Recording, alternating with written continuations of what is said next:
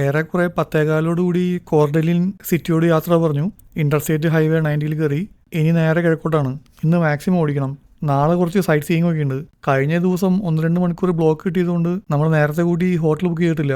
7 മണിക്ക് എവിടെത്തോ അവിടെ തന്നെ താമസിക്കും.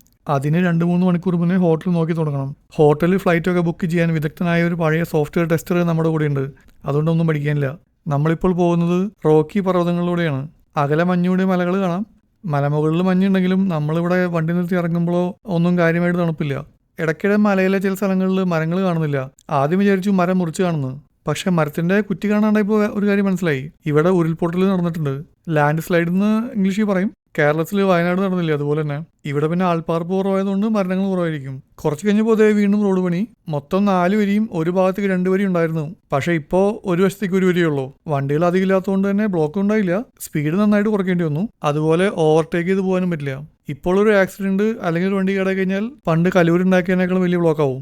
ഇടയ്ക്കിടയ്ക്ക് പറയാണ്ടിരിക്കാൻ പറ്റില്ല. ഈ അകലെ ഇങ്ങനെ മഞ്ഞ് കാണുന്ന ഒരു വ്യൂ ഉണ്ടല്ലോ, ഒടുക്കത്തെ വ്യൂ ആണ്, ഒരു രക്ഷയില്ല. ഇവിടെ എങ്ങാനും തീരെ ജനവാസമില്ലാന്ന് വിചാരിക്കരുത്. അവിടെ ഇവിടേക്ക് ആയിട്ട് ചെറിയ ഗ്രാമങ്ങളുണ്ട്.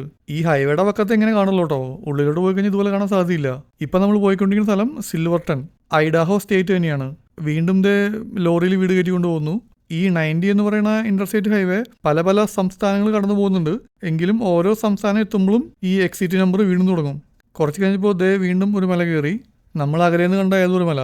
മുകളിലെത്തിയപ്പോൾ വീണ്ടും റോഡിൽ മഞ്ഞുണ്ട്. ഈ എക്സിറ്റ് 0 കണ്ടതിന്റെ അർത്ഥം ഒരു സംസ്ഥാനം കഴിയാറായെന്നാണ്. അങ്ങനെ ഞങ്ങൾ വാലസ്, മുലാൻ തുടങ്ങിയ സ്ഥലങ്ങൾ കടന്ന് 11 കൂടിയിട്ട് ഐഡാഹോ സംസ്ഥാനം കടന്ന് മൊണ്ടാനയിലെത്തി. ഞങ്ങൾ ട്രിപ്പ് തുടങ്ങിയത് വാഷിംഗ്ടൺ സ്റ്റേറ്റിലായിരുന്നു. പിന്നെ ഒറേഗോൺ, ഐഡാഹോ, ഇപ്പൊ 4ാമത്തെ സംസ്ഥാനമായ മൊണ്ടാന.